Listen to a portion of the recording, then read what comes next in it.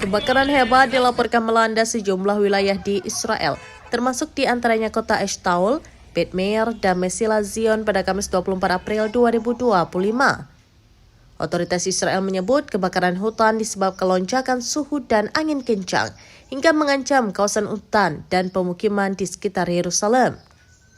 Dari rekaman video yang viral di media sosial, terlihat asap tebal dan warga yang berjalan di sepanjang jalan raya dekat kota Rehovot.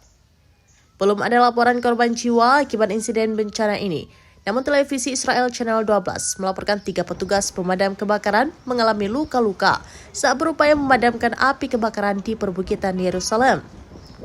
Kepolisian Israel lewat pernyataan resminya menyebut Perdana Menteri Benjamin Netanyahu sudah menghubungi Amerika Serikat agar membantu penilaian situasi kebakaran hutan.